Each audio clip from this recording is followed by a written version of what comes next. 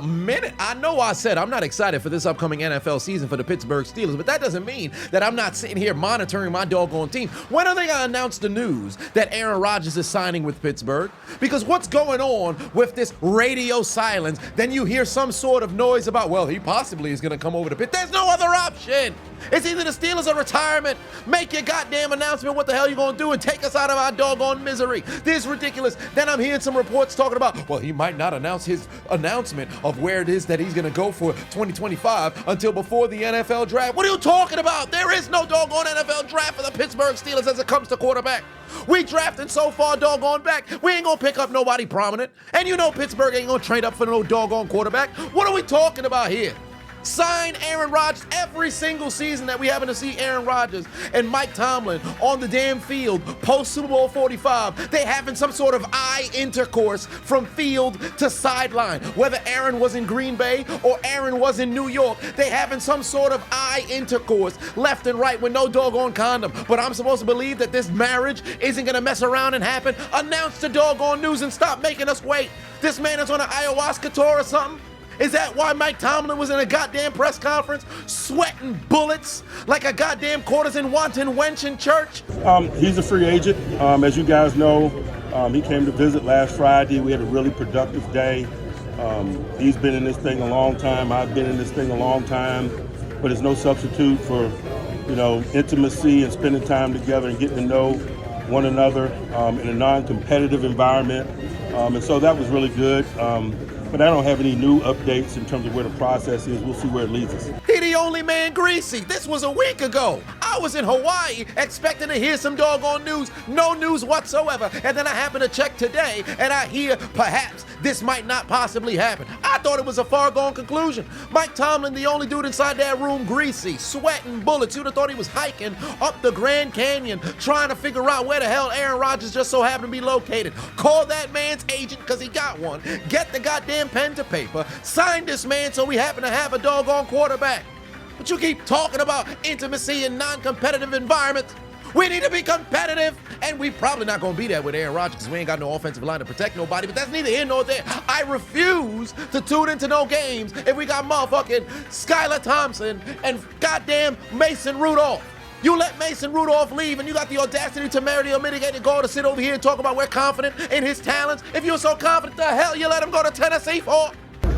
I just think anytime you experience something with somebody, there's growth and acknowledged in that regard. And certainly, the way he smiled in the face of adversity and delivered for us was significant.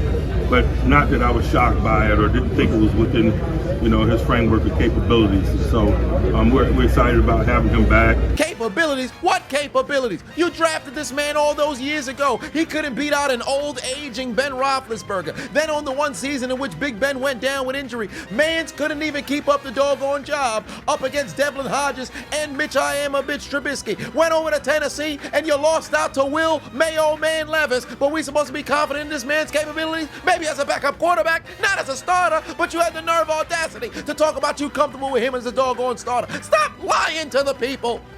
Ocho Cinco done said on Nightcap that you talking like a doggone politician, and we've known this for years. The Tomlinisms have always found its way into the mass media. Rich Eisen loves to recite them. I actually enjoy listening to them, but it's fallen on deaf ears in 2025. You can't keep going out here with all this doggone double-speaking word salad and expect the doggone Pittsburgh Steelers faithful to believe in the confidence, or I should say the faux confidence, that you happen to go out here and bloviate about. We need to sign a quarterback expeditiously. I'm seeing articles talk about Kirk family member. That ain't happening.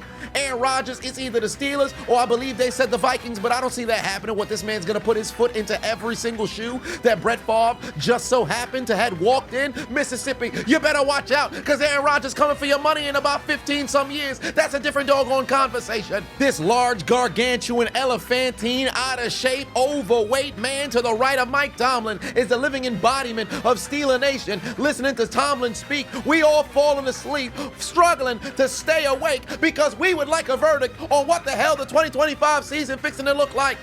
We know we ain't gonna be drafting Shador or Cam Ward or any of these other quarterbacks that's supposed to be projected in the top 15. I really think those are the only two, but that's neither here nor there. We not gonna get up there because we know we not gonna trade to go and grab one of them people. So either grab Aaron Rodgers or announce that we not gonna take it. But don't leave us in this limbo of sitting here checking our phones every hour on the hour, waiting for the confirmation. And so I just learned over the years that this time of year, although, you know, day to day can be somewhat uncomfortable, it is a process. Process? What process? Negro Jeff Fisher, because that's what you evolved into. You went from the man who we could boast about never having losing seasons to becoming the man who's comfortable going 8-8, or I should say with this 17-game season, 9-8 or 10-7, and being the face of mediocrity. We haven't won a playoff game since prior to the damn Trump administration. Obama was still in office the last time we won a doggone playoff game. It's getting ridiculous out here. We need change expeditiously. You let Russell Wilson walk out the door. You let Justin Fields walk out the door. And now we may potentially let Aaron Rodgers not even walk into the door. For Mason Rudolph and Skylar Thompson, sign me. I'll go throw passes out there. Chris Boswell might be our starting quarterback by week 8. Six takes the hit. Boom, right there.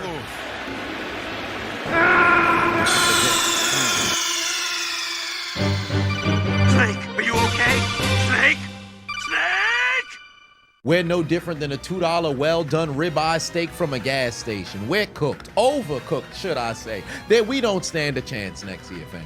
Because why are we still sitting around here making it seem as if the obvious doesn't need to be done? It's either sign Aaron Rodgers or continue to fly in mediocrity. Granted, I don't think Aaron Rodgers is going to get us over the hump, but that's neither here nor there, especially if we don't fix that offensive line. But we don't need to continue reverberating, regurgitating, reiterating same said sentiments one way or another. Can we just know the decision so we don't have to sit here in some form of limbo? Announce if we signing them or not.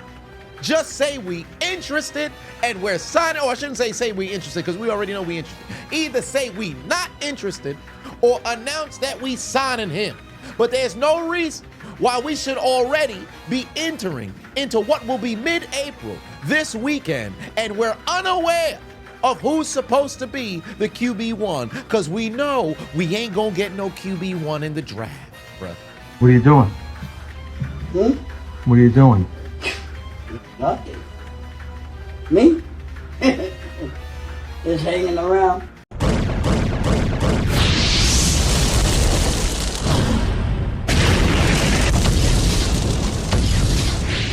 Hey, I appreciate you watching the entire video. Make sure to hit the subscribe button and the like button on the way out if you haven't already. And on top of that, hit that notification bell as well. For whatever reason, YouTube's only showing my videos to 20% of my subscribers. So if you have already turned on the notification bell, turn it off, turn it back on. If you never turn it on, turn it on.